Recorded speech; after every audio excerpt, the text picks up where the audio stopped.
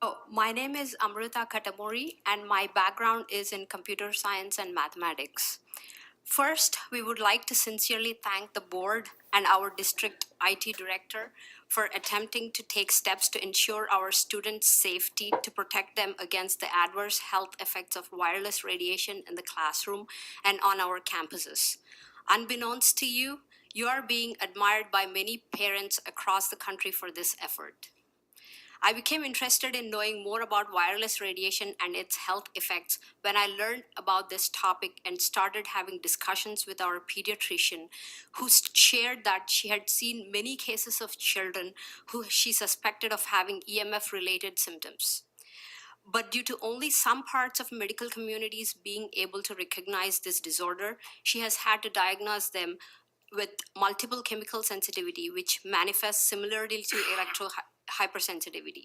I also asked her about this because I had suspicions that my own two children, who were experiencing unexplained headaches and GI upset, could be affected by this. We have a few questions for Derek regarding the measurement of wireless radiation exposure in our classrooms.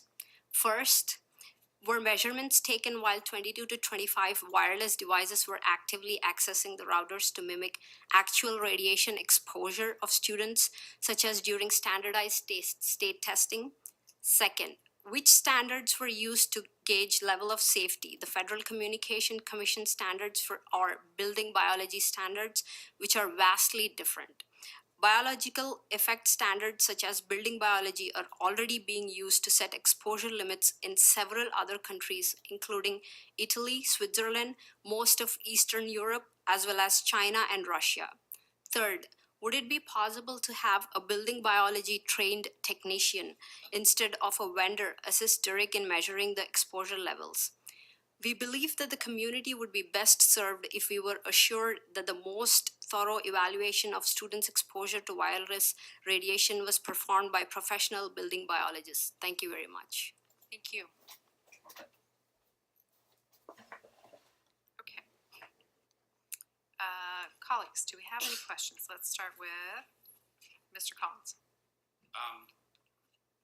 I'd love to hear the answers to those questions. Sure, so I'll share a little bit of what we did. So we do take the concerns of our community very seriously, and we went out and acquired a wireless meter. And I'm happy to report that we've walked around most of our campuses, including Hoover, and unfortunately our low-end meter doesn't do recorded events. But as we're walking around, all of the limits that we found are between 1,000 and 10,000 times below the FCC limit. So we're in the green and barely in the yellow as we're looking at this meter. And I'm not sure, I haven't been able to determine what the color scales actually are, but they're all well below the FCC set limit.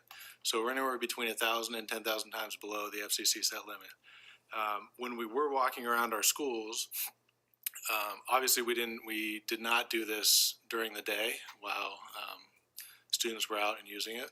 However, I will say I have been in this room with 50 plus people with their devices at several meetings and had this on, and we're still well below any set limit.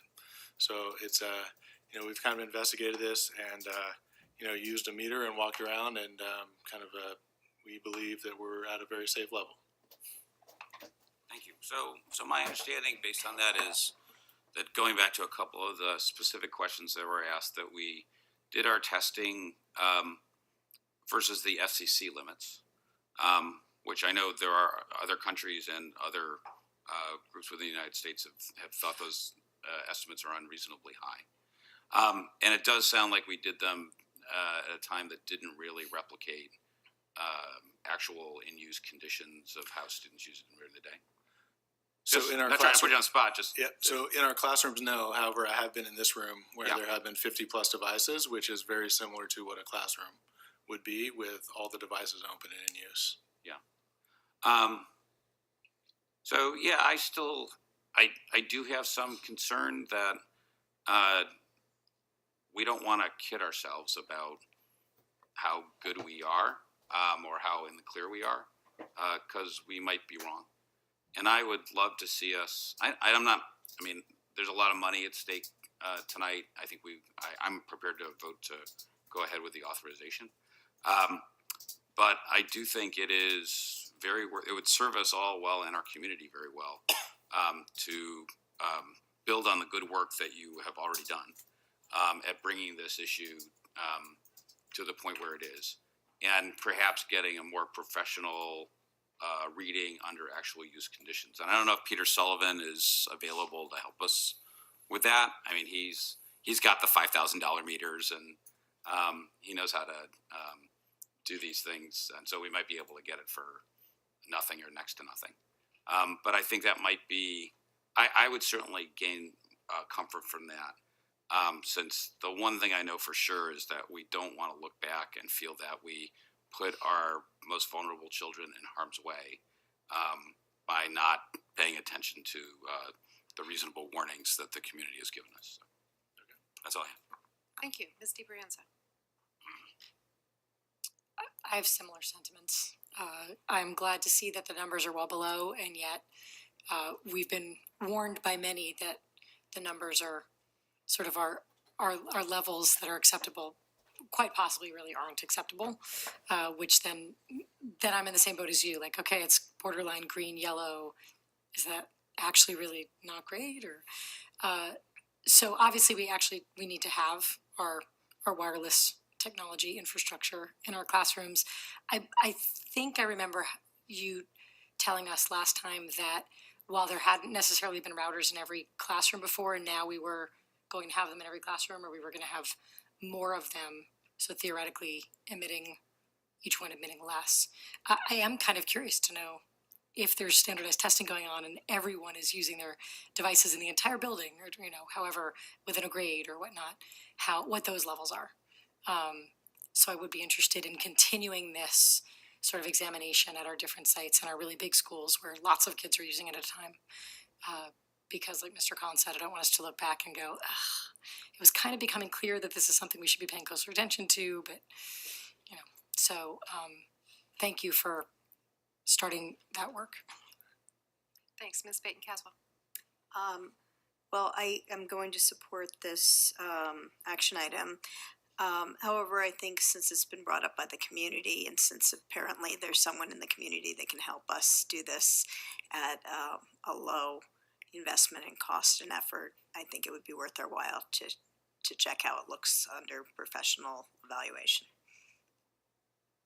Am I right that it's there's someone in the community? I mean, they've said that. So they've not said that directly to me. However, we will, Peter, who spoke at the last board meeting, I will reach out and make contact and figure out what it takes to get that done. Okay, this is not going to keep me from approving this. Mr. Dauber, do you have any questions or comments? Okay, I don't either. Can we get a motion to approve this? I move to recommend the board authorize staff to award the contract to Dasher in the amount of $899,861. Great, thanks. Somebody want to second that? I'll second it. Moved by Ms. DiBrienza, seconded by Ms. Peyton Caswell. Mr. Dauber is recusing himself. All in favor? Aye. Aye. Aye. Anybody opposed? Okay, thank you. Thank you very much. Okay,